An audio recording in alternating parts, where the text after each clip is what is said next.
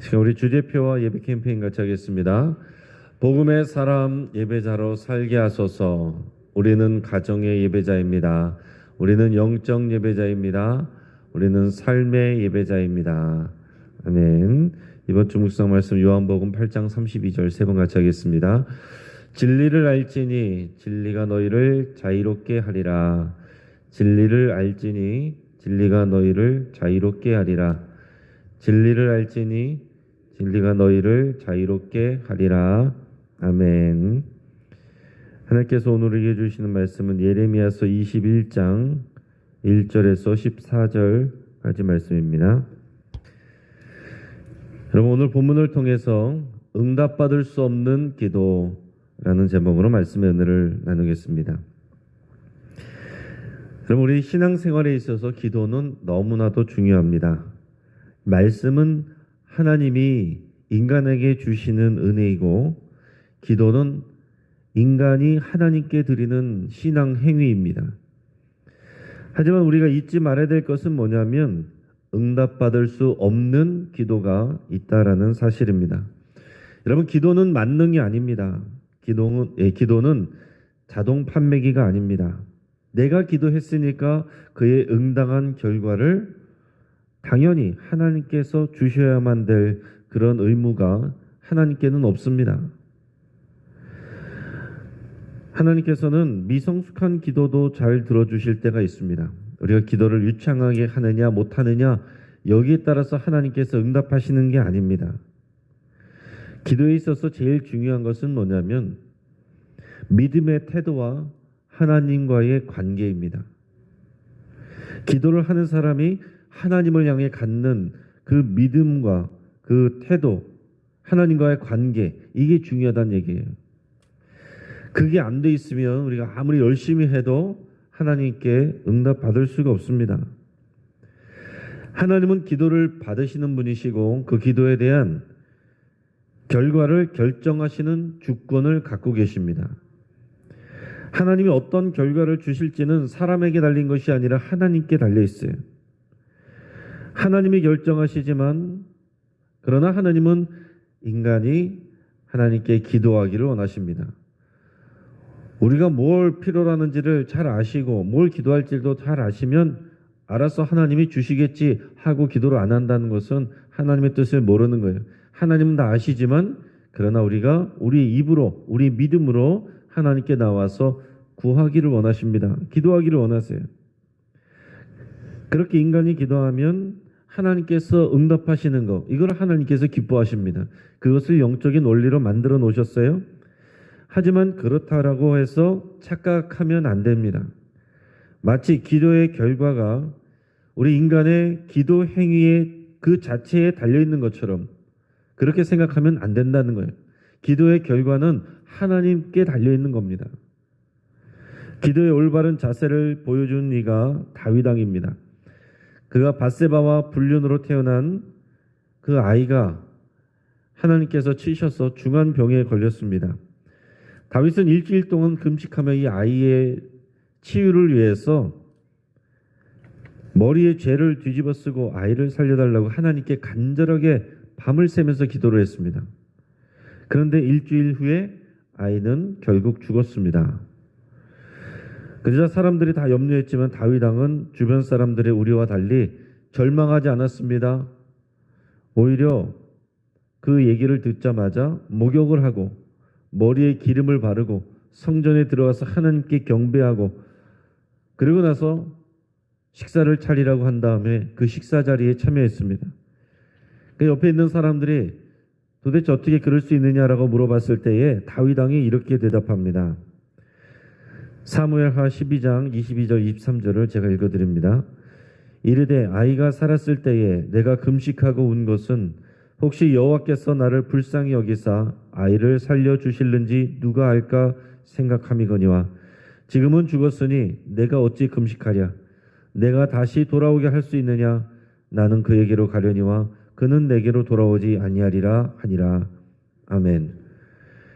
이게 무슨 얘기입니까? 기도할 때는 소망을 가지고 분명한 제목을 가지고 최선을 다해 하나님께 믿음을 가지고 기도를 하는 겁니다. 그러나 그 응답의 결과에 대해서는 그 주권이 하나님께 있음을 믿고 어떤 결과이든지 그것을 받아들이는 게 믿음이란 얘기예요. 내가 믿음의 기도 제목을 가지고 기도를 열심히 했습니다. 근데 그 기도대로 되지 않았습니다. 왜 실망합니까? 하나님의 결정인데 내 기도의 제목대로 이루어지지 않은 것도 하나님의 응답입니다. 그것도 받아들이는 것이 우리의 믿음인데 내가 믿음으로 기도했는데 그렇게 안 됐다라고 해서 뭐가 문제가 있다라고 생각하는 것 자체가 우리의 믿음에 문제가 있다는 거예요. 기도의 결과가 마치 우리의 기도의 그 열심에 따라서 달라지는 것처럼 우리에게 달려있는 것처럼 생각하면 안 된다는 얘기죠. 이 다윗과 달리 오늘 본문에서는 절대로 하나님께 응답받을 수 없는 그런 기도가 나옵니다. 왜 그런지 그 이유를 여러분이 곰곰이 생각하면서 오늘 말씀을 묵상할 수 있길 바랍니다. 오늘의 본문 1절 2절 말씀을 같이 읽겠습니다. 여호와께로부터 예레미야에게 말씀이 임하니라.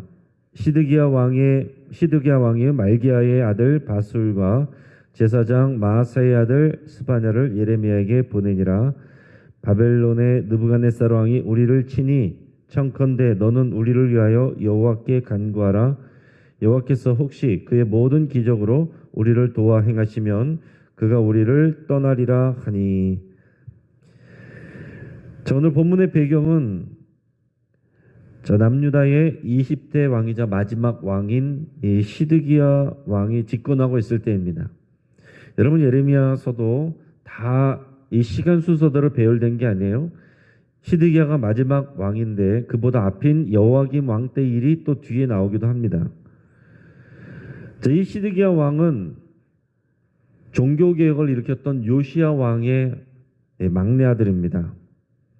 요시야 왕은 종교개혁을 일으켜서 하나님을 기쁘시게 했습니다. 또 하나님 앞에 믿음으로 행했던 히스기야 왕의 증손자가 요시야 왕인데 요시야 왕이 하나님 앞에 또 잘하고 있을 때 그때 예레미야 선지자가 사명을 받았습니다. 근데 그가 죽고 나서 그의 아들들은 요시야 왕을 닮지 않았습니다. 그들은 거꾸로 다시 우상을 숭배하고 하나님 보시기에 악을 행했습니다. 이 요시야 왕에게는 세 아들이 있었는데요. 먼저 왕이 되었던 사람은 여호아스입니다. 근데 이 사람은 애굽 왕 애굽의 바로 느고라는 사람이 붙잡아 가버렸습니다. 그 애굽 왕이 이 남유다 왕국에 큰 힘을 쓰고 있었기 때문에 그를 붙잡아 가버리고 그 대신 요시야 왕의 다른 아들인 여호야김을 왕으로 세웠습니다. 원래는 엘리야김인데 이름을 자기 마음대로 바꿔버려서 여호야김으로 해서 유다의 왕으로 세웠습니다. 그런데 이 여호야김은 하나님 앞에서 악을 행했습니다. 여호야김은 심한 노동으로 백성을 괴롭히고 또 아주 이기적이고 사치스러운 왕이었어요. 또한 우상숭배에 빠져서 하나님이 예레미야를 통해서 하나님의 권고를 적은 두루마리에 그것을 전달했지만은 이것을 불에 던져 태워버리고 맙니다. 그것이 나중에 예레미야서 36장에 나와요. 11년 만에 왕이 된 지 11년 만에 여호야김이 죽고 그의 아들 여호야긴이 왕이 됐지만은 여호야긴은 왕이 된 지 겨우 100일 만에 바벨론의 느부갓네살에 의해서 포로로 끌려갑니다. 그리고 나서 왕이 된 자가 이 여호야긴의 숙부이자 요시야 왕의 막내 아들인 시드기야였습니다. 시드기야 왕 이때에 바벨론 왕 느부갓네살이 예루살렘을 침공을 했습니다. 그때가 주전 588년인데 2년 후에 주전 586년에 예루살렘이 함락되고 백성들은 바벨론으로 포로가 돼서 끌려가게 됩니다. 그러니까 지금 이 말씀이 임한 때가 정말로 하나님의 이 심판이 코앞에 와 있는 그런 상황이다라는 얘기예요. 그때가 되면 시드기야 왕의 아들들은 그 왕이 보는 앞에서 다 죽임을 당하고 시드기야 왕 본인은 두 눈이 뽑힌 채로 비참하게 바벨론으로 끌려가게 됩니다. 그러니까 오늘 본문은 이 바벨론이 침공한 상황이에요. 588년에 바벨론이 침공했다라고 그랬는데 그 588년과 586년 주전 그 사이의 일이란 얘기죠. 자, 시드기야 왕은 이 바술과 스바냐라고 하는 두 사람을 예레미야에게 보냈습니다. 대표 사절단으로 보내서 말하기를 하나님께 간구하여 기도하라 이렇게 말했습니다. 자, 그래서 이 장면만 보면 시드기야 왕이 믿음이 있는 왕인가 보구나 이렇게 생각할 수 있지만 전혀 그렇지가 않습니다. 시드기야 왕은 이미 앞에서부터 예레미야가 전하는 심판 예언을 무시했습니다. 듣지 않았어요. 그리고 오히려 그를 핍박했습니다. 그런데 정작 바벨론이 침공하는 일이 정말로 현실화된 거예요. 그러니까 이제 다급해지니까 예레미야 선지자에게 기도를 부탁했는데 그 기도는 하나님의 뜻을 묻는 하나님의 신탁을 구하는 기도입니다. 그 하나님의 뜻, 신의 뜻을 묻는 것을 신탁이라고 하는데 하나님께 물어봐 달라는 거예요. 이 위기 상황에서 하나님의 뜻이 무엇인지를 알아보려는 겁니다. 자, 그런데 2절에서 보면 여호와께 간구하라. 여호와께서 혹시 그의 모든 기적으로 우리를 도와 행하시면 그가 우리를 떠나시리라. 이렇게 말하고 있습니다. 자, 이게 무슨 얘기냐면은 시드기야는 자신의 기도의 결과를 자기가 이미 결정하고 있어요. 바벨론이 물러나가는 것, 그게 기도의 응답입니다. 그의 결론을 해놓고서 이것에 대해서 기도를 해봐라 라고 얘기를 하는 겁니다. 그러나 예전부터 예레미야 선지자가 계속 선포한 하나님의 말씀은 뭐였습니까? 바벨론을 침공할 것이고 너희는 이건 하나님이 결정한 것이니까 저항하지 말고 항복해라. 끌려가라. 하나님께서 너희와 함께 할 것이고 70년 만에 돌아오게 할 것이다. 이게 하나님의 메시지입니다. 근데 시드기야는 그런 하나님의 말씀을 전혀 귀담아 듣지 않고 있어요. 자, 기도해서 빨리 이 바벨론이 물러가도록 기도해봐라. 그걸 얘기를 하고 있습니다. 하나님의 뜻 정말로 궁금한 게 아니에요. 하나님의 뜻에 순종하겠다는 것이 아닙니다. 그냥 어떻게든 해봐라. 그래서 지금 이 위기 상황이 해결될 수 있게 해봐라. 시드기야 왕은 전혀 하나님의 뜻에 관심도 없고 순종할 마음도 없어요. 그러면서 대신 기도해봐라 라고 하는 것입니다. 자신은 하나님 앞에서 전혀 회개하지도 않고 여전히 하나님 앞에서 교만한 마음을 가지고 있습니다. 그러면서 이 선지자의 기도를 통해서 스스로 기도하는 것도 아니고 선지자의 기도를 통해서 자신이 원하는 결과만을 듣기를 원하고 있다는 얘기입니다. 이런 기도가 절대로 하나님의 응답을 받을 수 없다라는 사실입니다. 하나님께서는 반드시 이 땅에 심판을 이루실 거다라는 것을 말씀하십니다. 우리 8절에서 10절까지 말씀을 같이 읽겠습니다.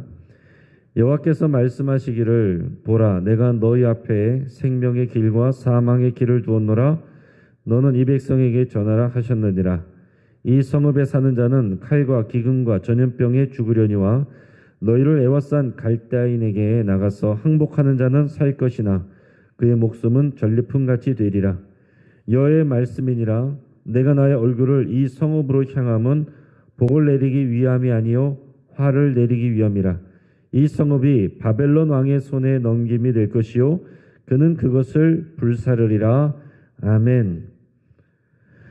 하나님께서 이 시드기야 왕과 남유다 백성에게 말씀하시기를 너희 앞에는 지금 두 가지 길밖에 없다. 이렇게 말씀합니다.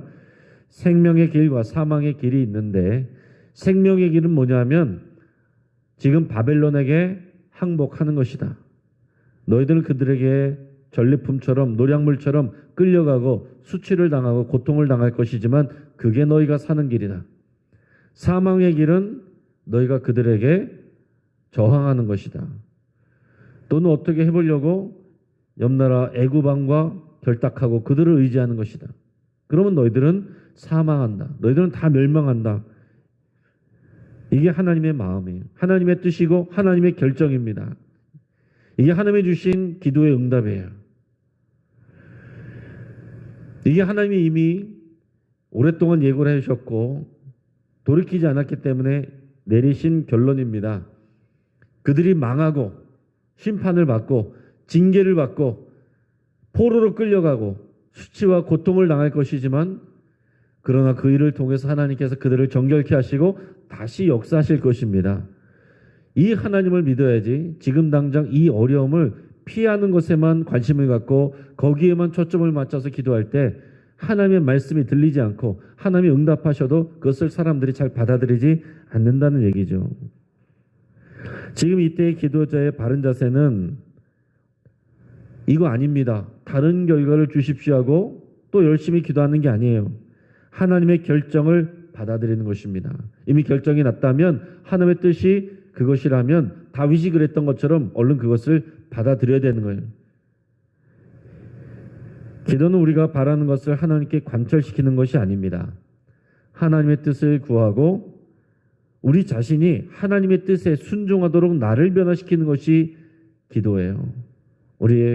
우리가 믿음이 어릴 때는 기도를 잘하든지 못하든지 기도가 성숙하든지 못하든지 하나님께서 우리의 기도를 들어주시기도 합니다. 그러나 우리가 점점 더 성숙해져 가면 갈수록 아무렇게나 하나님께서 응답하시는 것이 아니고 점점 더 기도에 응답이 안 될 수가 있어요.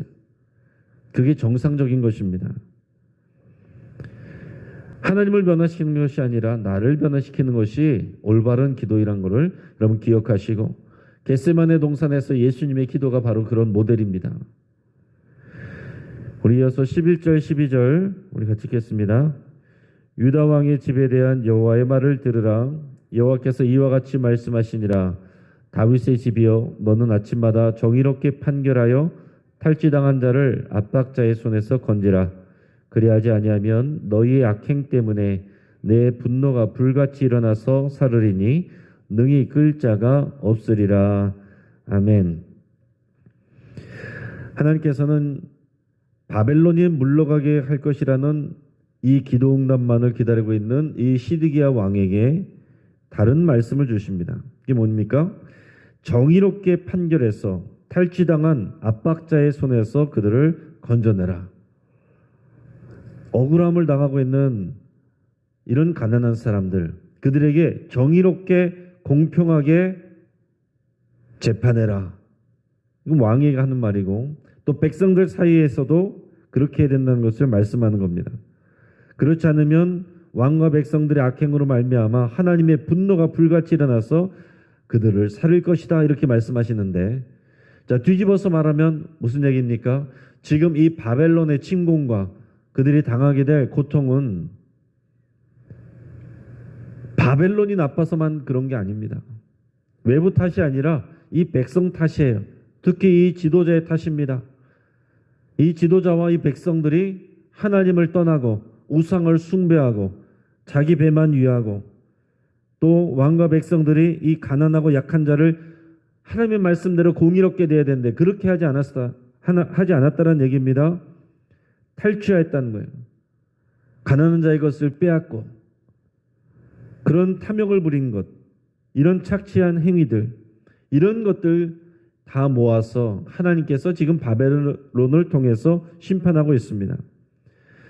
이때의 올바른 기도는 하나님 앞에 나가서 이 하나님의 뜻 앞에서 하나님의 말씀 앞에서 그 뜻에서 벗어난 자신들의 죄를 회개하는 것이 먼저입니다. 지금 우리가 바라는 일, 또 이 어려움이 사라지는 일, 이게 먼저가 아니라 우리 자신을 돌아보고 하나님 뜻에서 멀어져 있는 것이 있다면 회개하고 하나님의 뜻에 우리를 맞추는 것이 먼저입니다. 그렇지 않고서 하나님의 뜻과 상관없이 내 생각만 가지고 나의 결론만 가지고 열심으로 기도하면 하나님께 응답받을 수가 없습니다.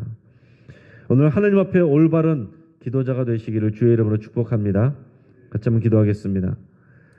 오늘 말씀을 붙들고 함께 기도할 때에 내 삶에서 하나님이 기뻐하시지 않는 그런 태도와 행위와 말들을 회개하며 하나님 앞에 기도할 수 있길 바랍니다. 성령님께서 우리 마음에 숨겨진 것들까지 다 기억나게 하시고 모든 것을 다 토해내고 기도할 수 있도록 여러분 성령님을 의지하며 하나님 앞에 기도할 수 있게 바랍니다.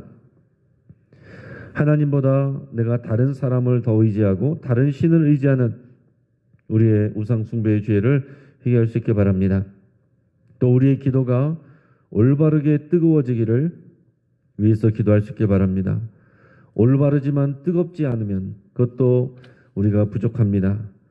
또 뜨거운데 올바르지 않은 것도 응답받지 못합니다. 우리가 하나님의 뜻에 올바르게 뜨거워지는 기도를 할 수 있도록 우리가 함께 하나님 앞에 구하며 기도할 수 있게 바랍니다.